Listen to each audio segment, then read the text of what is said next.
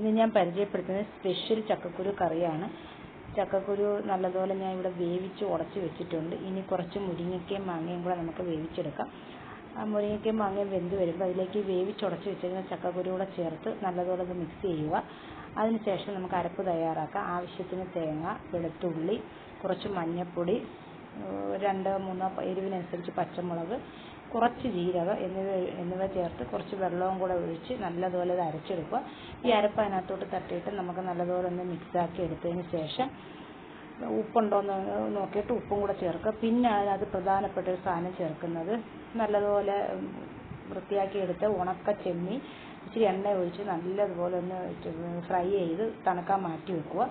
അതിനുശേഷം തണുത്ത് വരുമ്പോൾ മിക്സിയുടെ ജാറിൽ ഇത് അടിച്ച് ഇതിനൊക്കെ പൊടിയാക്കി എടുത്ത് ഇതിനകത്ത് ചേർത്ത് ആവശ്യത്തിന് കടുകും വറുത്തിട്ട് കുറച്ച് പച്ച വെളിച്ചെണ്ണയും കുറച്ച് കറിവേപ്പിലയൊക്കെ ഇട്ട് നമുക്കിത് ഉപയോഗിക്കാവുന്നതാണ്. എല്ലാവരും ഒന്ന് ട്രൈ ചെയ്ത് നോക്കും.